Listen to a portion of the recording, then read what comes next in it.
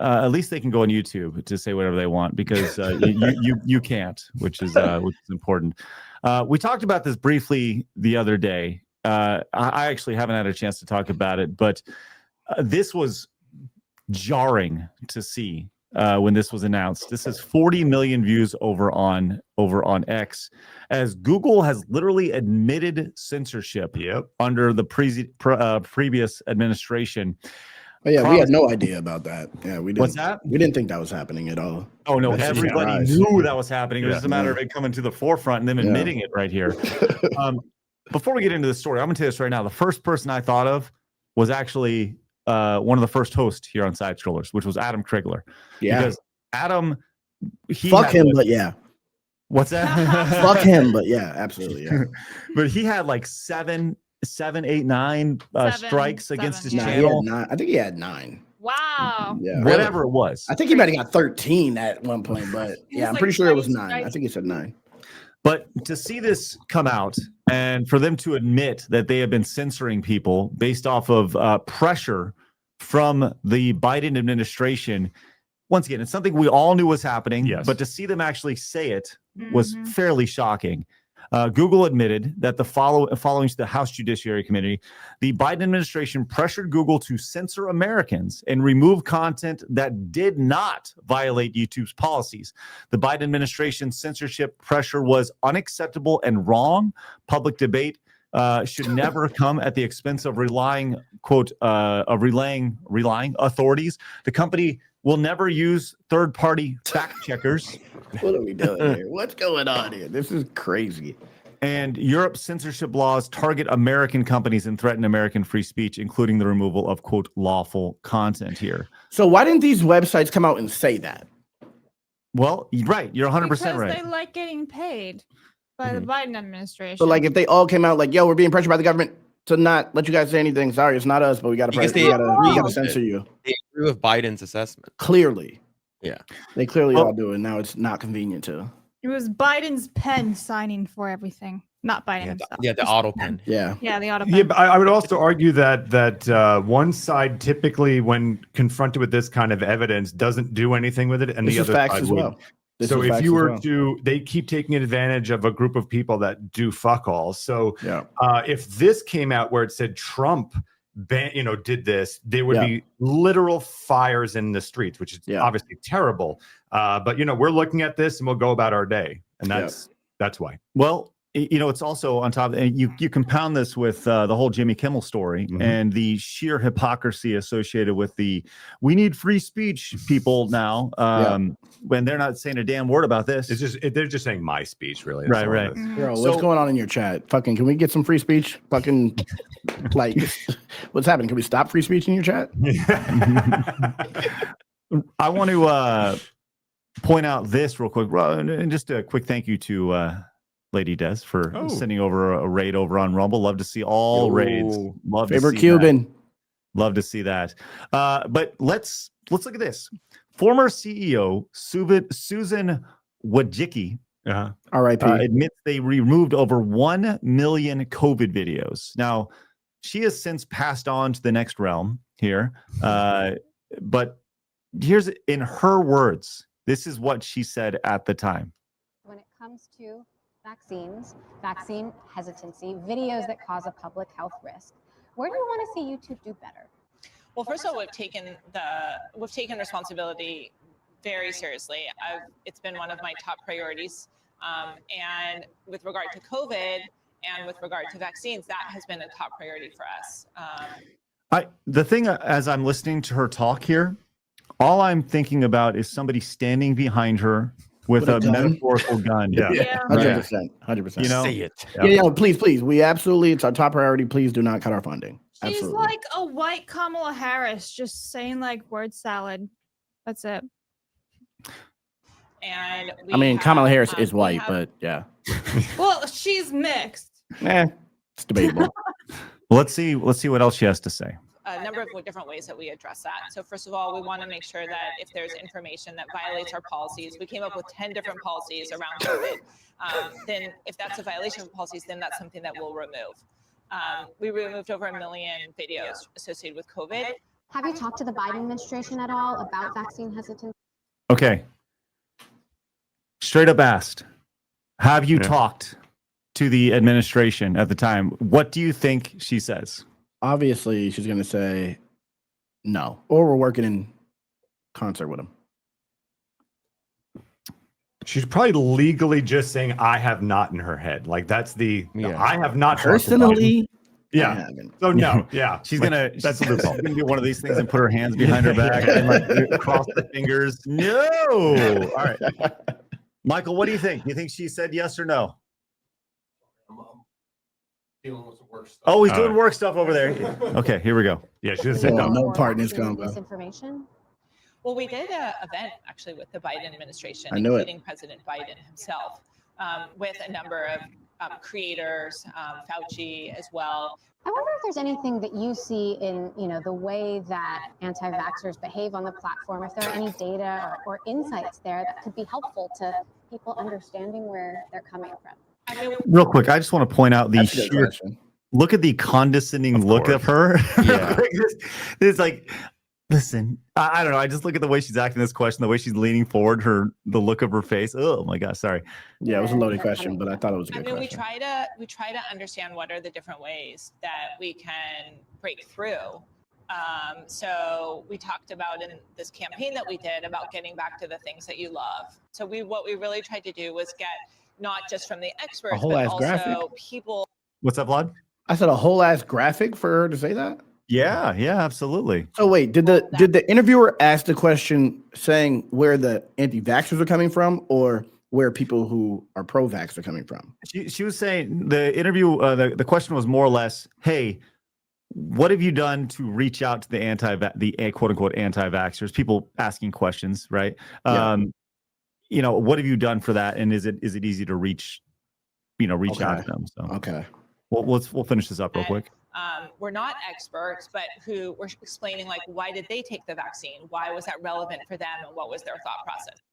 So you hear that, and she's talking about how they're talking about people who were not experts, but they were talking about why they did. Right. You can literally flip that on its head and say, we were listening to people who weren't experts, and they were saying why they didn't want to take that. But no, that was not the case. No one ever reached out to me. No, they didn't, did they? No. So I just there's got a lot called of a layers. murderer.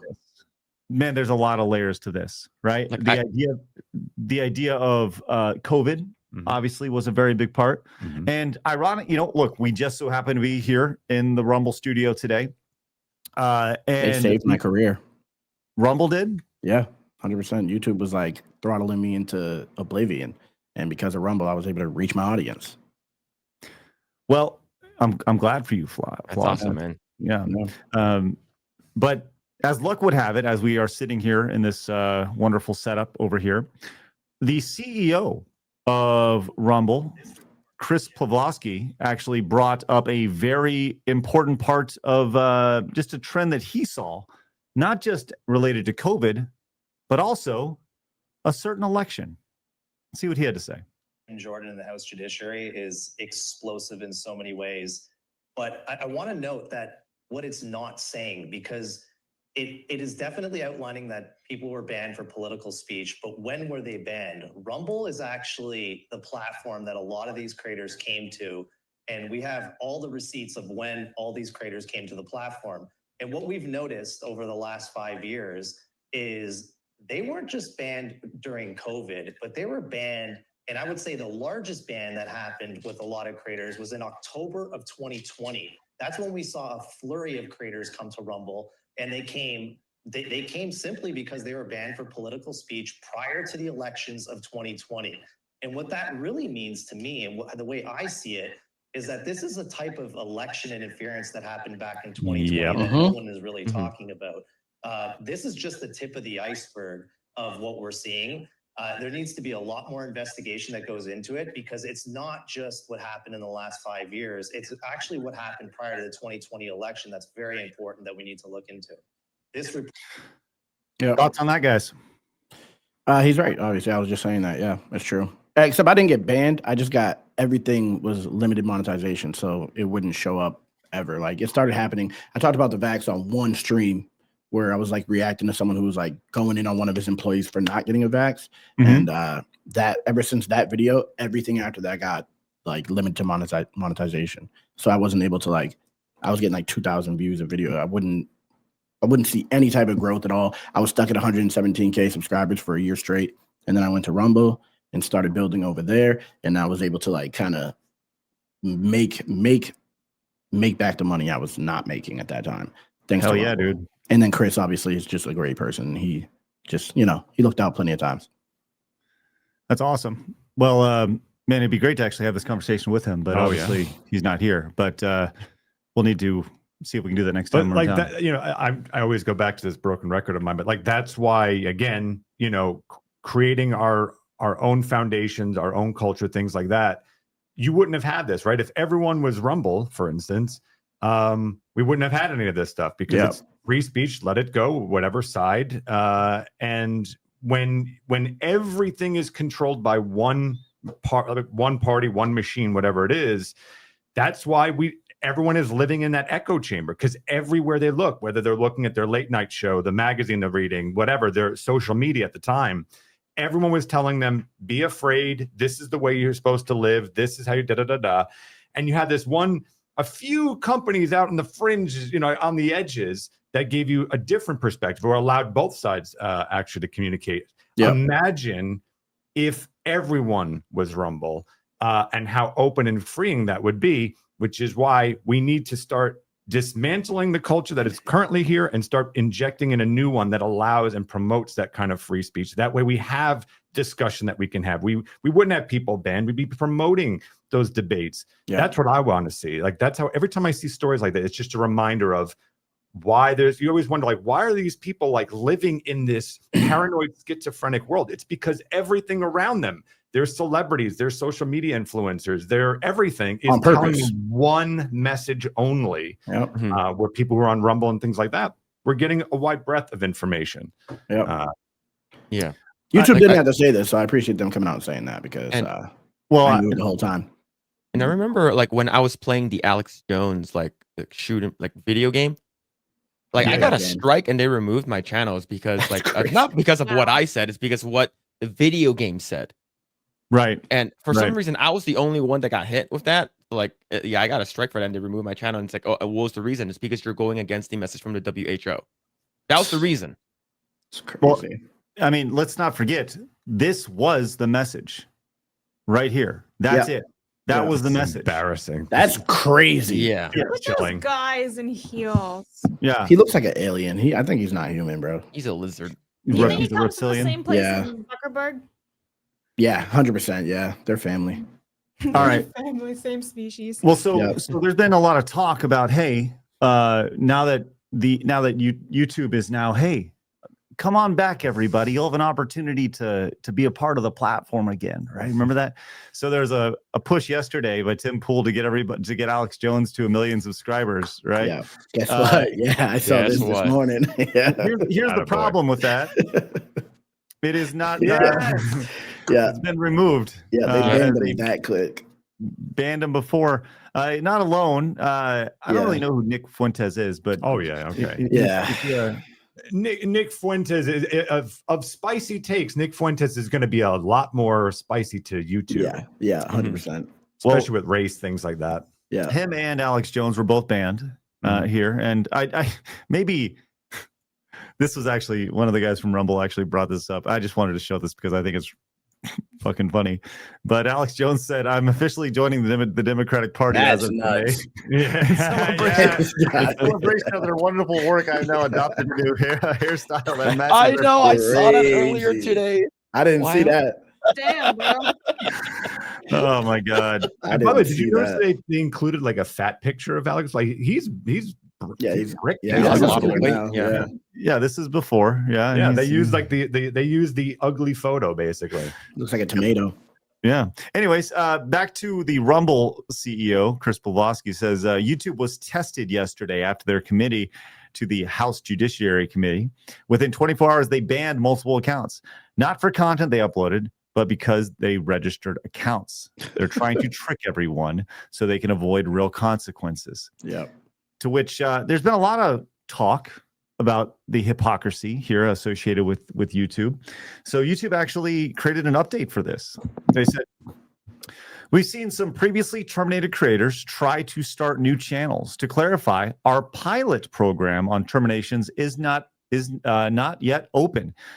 It's still against our community guidelines for previously terminated users to use, possess, or create other channels, and will terminate new channels from previously terminated users in accordance with these guidelines. We'll have more to share on the limited pilot program soon, which is interesting because there's a lot of the idea of a pilot program means like this is not a wide-ranging thing here. This is something that very specific, and they're going to go case-by-case basis here, and if they want Alex Jones back on, well, okay.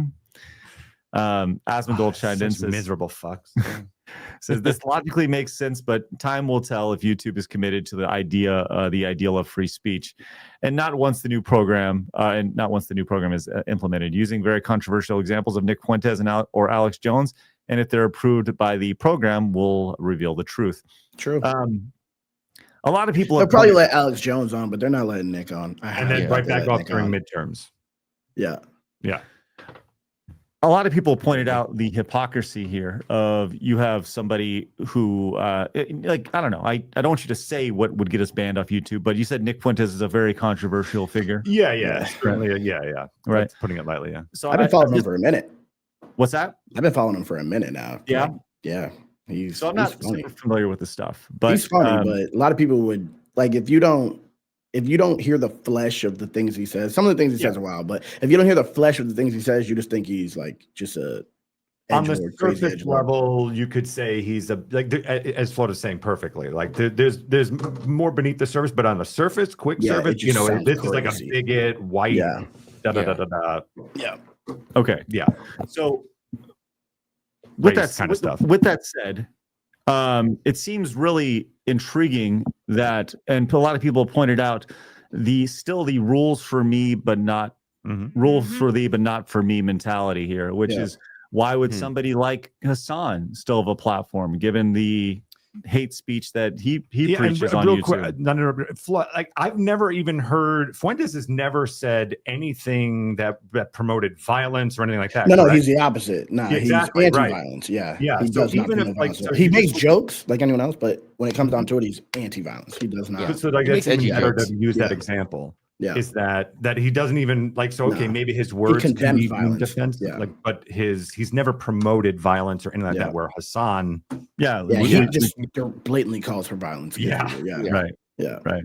So people have pointed out the hypocrisy around there, but it goes one way but not the other. Correct. It's more of the same. It's exactly what you'd expect from a situation like that. So your dad said you should watch this next video, and you don't want to disappoint Dad, do you?